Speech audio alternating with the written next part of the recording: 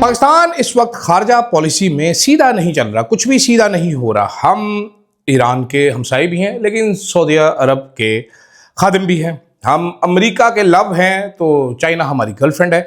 कुछ केकड़ा पोजीशन में आ चुका है पाकिस्तान। कोई डॉगी पोजीशन कहना अच्छा नहीं था, तो सबको खुश करते करते हम खुद दौरे होकर रह गए। दूसरी तरफ क्या ईद से पहले कोई बड़ी रिहाई हो सकती है?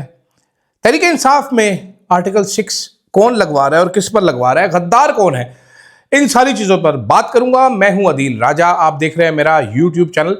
सब्सक्राइब ज़रूर कीजिएगा जनाब। फीडबैक अपना आपने ज़रूर देना है और अगर सपोर्ट करना चाहते हैं, वैसे तो मैंने एक चैनल देखा है जो कह रहा है इजी पैसा का नंबर दिया हुआ है उसने नीचे के, इजी पैसा पे हमें सपोर्ट करें, लेकिन आप लोग मेंबरशिप अगर मिलती है वो ज़रूर लीजिए। आपको अगर मिलती है जनाब सुपर थैंक्स की ऑप्शन, वो, वरना शेयर कीजिएगा और कमेंट लाजमी करना है। अच्छा जनाबे वाला, हो क्या रहा है? पाकिस्तान ने सऊदी अरेबिया के साथ एक डिफेंस पैक्ट किया और बहुत लुटिया डाली कि सऊदी अरेबिया के साथ हमारा दफाई मुआहिदा हो गया है। सऊदी अरेबिया वाले लेकिन अब आके पता चलता है वो अरबी बुद्धू तो हैं लेकिन वो बुद्धू नहीं है, वो कोई फुदू नहीं थे कि उन्होंने हमारे साथ बिला वजह का डिफेंस पैक्ट करके हमें पैसे देने शुरू कर दिए। अब पता चला है कि सऊदी अरेबिया वाले ये देख रहे थे क्या होने जा रहा है, इसीलिए अब वो हिसाब किताब मांगने आ चुके हैं।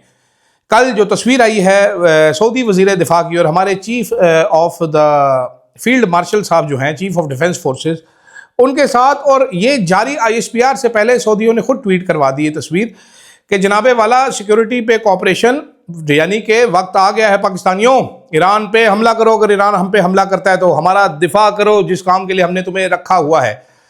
दूसरी तरफ अमेरिका के साथ भी हमारी यारियां हैं जी, साइयां किथे थे निभाइयां किथे। चाइना भी हमारा ऑल वेदर्स का फ्रेंड है, लेकिन अब क्या करें? अमेरिका तो इमरान खान के मामले पर भी नहीं बोल रहा, सपोर्ट दे रहा है गवर्नमेंट को। अफगानिस्तान के ऊपर हमले पे भी खुश है और वो कह रहा है फील्ड मार्शल साहब is very good person, very nice person.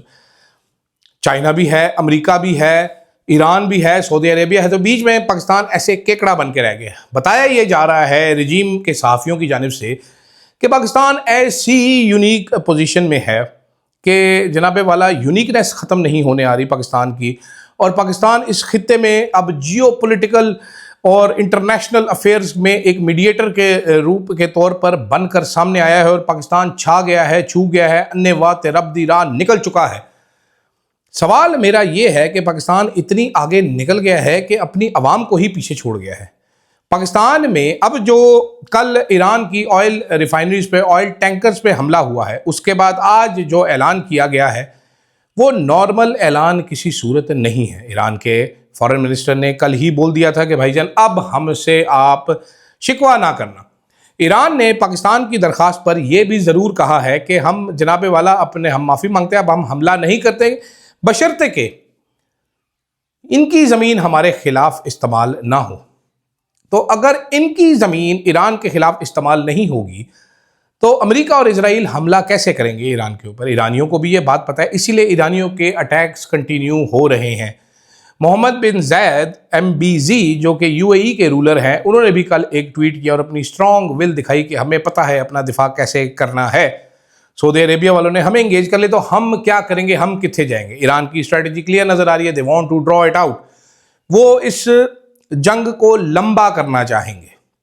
लंबा क्यों करना चाहेंगे? नवंबर तक अगर वो इस जंग को खींचते हैं, बमबारी उन पे जो डिस्ट्रक्शन होनी थी मेनली वो हो चुकी है, ट्रंप साहब मुश्किल में आ जाएंगे। इजराइल ने क्या करना है? इजराइल ने करना है जनाबे वाला ईरान को तबाह, ईरान को कमज़ोर, साथ साथ ईरान जो है वो जवाब में गल्फ स्टेट्स पे हमले करके एक तो जो ये GCC का जो गुब्बारा है उसमें से हवा निकालेगा, साथ अमेरिका को वो इन स्टेट्स से बाहर निकाल देगा, बाहर धकेल देगा। जाहिरी बात है अमेरिका यहाँ पर बैठा है, अरबहा डॉलर इनसे लेता है, अड्डे बना के बैठा है कि हम तुम्हारा दिफा करेंगे। दिफा करने की बारी आई तो सारा इक्विपमेंट उठा के इजराइल को भेज दिया। तो वो पागल दे पुत्र हैं कि इनको पैसे देते रहेंगे। जो $1 बिलियन के रडार, $800 मिलियन का सारा इंफ्रास्ट्रक्चर, 5th फ्लीट का पूरा बेस ईरान ने मलिया मेट कर कर रख दिया है। तो ऐसे में गल्फ स्टेट्स का क्या बनेगा? और फिर अगर गल्फ स्टेट्स में रिसेशन आएगा तो अवाम क्या बैठी रहेगी अपने इन्हीं बादशाहों के अंडर, या वहाँ पर भी कोई चेंज आएगी? तो ये इजराइल का ग्रेटर इजराइल का प्लान बनेगा जनाबे वाला। जब यहाँ पर तोड़ फोड़ शुरू होगी तो इजराइल अपने पर पंजे फैलाना शुरू करेगा। वेपन सेल्स और इमदाद उनको ऑलरेडी अमेरिका से मिल चुकी है। अमेरिका की वो प्रॉक्सी है, लेकिन अमेरिका को नाक से पकड़ के चला रहा है कि इधर आ जा, और डोनाल्ड ट्रंप जैसा बुद्धू वो चला आ रहा है। ये बन रहा है प्लान। ऐसे मुकम्मल प्लान में कब सऊदी अरेबिया हमसे मांगने आएगा भत्ता, या भत्ता नहीं वसूली, कि जनाब चलो अब ईरान पे बम आपने मारने हैं। और क्या हम ईरान पे बम मारेंगे? पैक्ट तो हमारा ये कहता है कि एक पे हमला दोनों पे हमला, लेकिन जब पाकिस्तान पे हमला होता है तो सऊदी अरेबिया कुछ नहीं करता, अपनी रॉयल एयरफोर्स नहीं भेजता।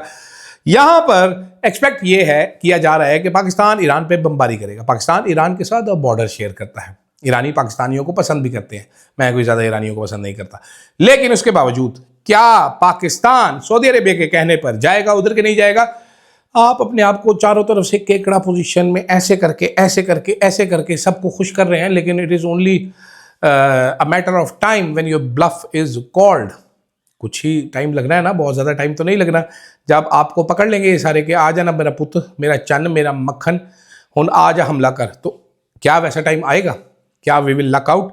ये सवाल है मेरा, इसका जवाब आपने देना है कि क्या ऐसा हो सकता है, नहीं हो सकता। मुझे क्लियरली पता है क्या हो सकता है, सवाल आपके लिए छोड़े जा रहा हूँ। दूसरी तरफ डॉक्टर उज़्मा खान, इमरान खान की बहन, उनकी पिटिशन को कुछ हलकों की जानिब से चहमगोइयाँ की जा रही हैं कि इन्होंने पिटिशन ऐसे ही नहीं फाइल की, अलीमा खान को कुछ एश्योरेंसेस दी गई हैं।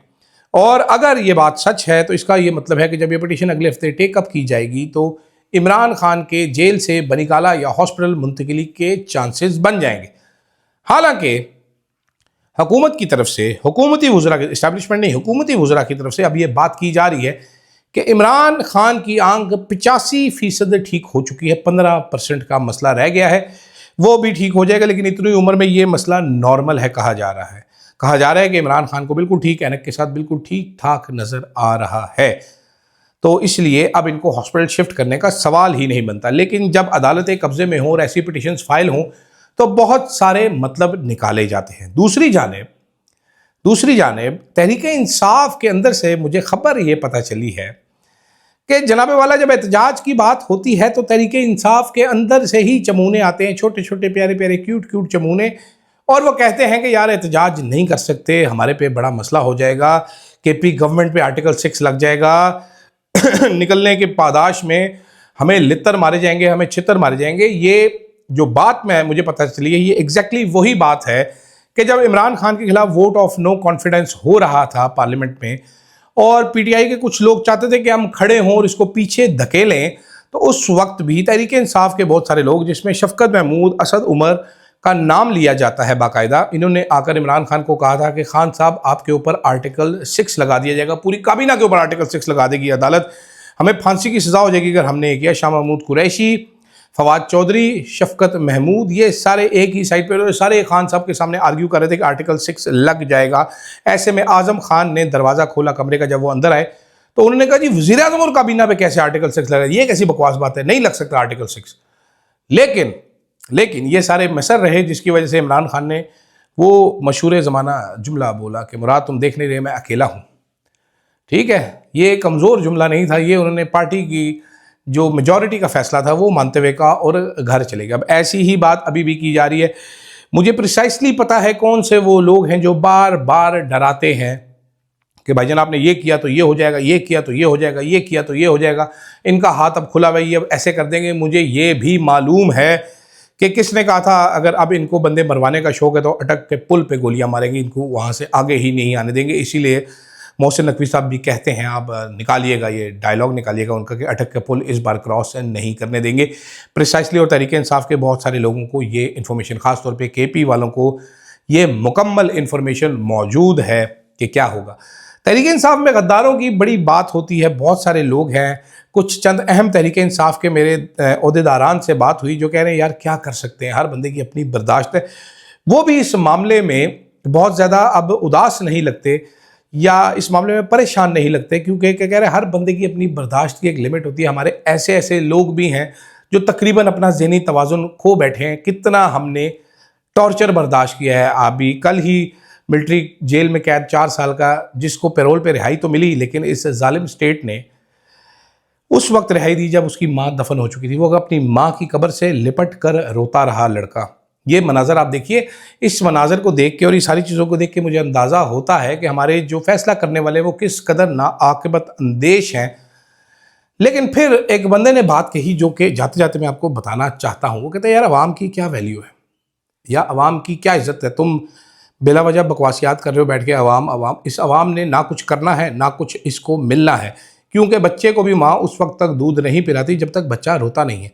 ये बिल्कुल नहीं रोते, ये खोते हैं और खोतों को सोटियाँ मारी जाती हैं, उनको टॉफ़ी नहीं खिलाई जाती। तो जनाब खोते हो, सोटी खाओ, क्योंकि एहतजाज तो आपने करना नहीं, बाहर तो आपने निकलना नहीं, मौजे मारे घर बैठे चिल करें, इंतज़ार करें जी, क्योंकि अगला मरहला जो इस जंग का आने वाला होगा अगले चंद हफ्तों में वो हमारे लिए मज़ीद तकलीफ़देह होगा, हमारे लिए वो मज़ीद ख़राब होगा, हमारे लिए मज़ीद हमारी पैक होगी, क्योंकि जंग इस वक्त तक तो ख़त्म होती नज़र नहीं आ रही। डोनाल्ड ट्रंप साहब भी इस मूड में नहीं है और ईरानी।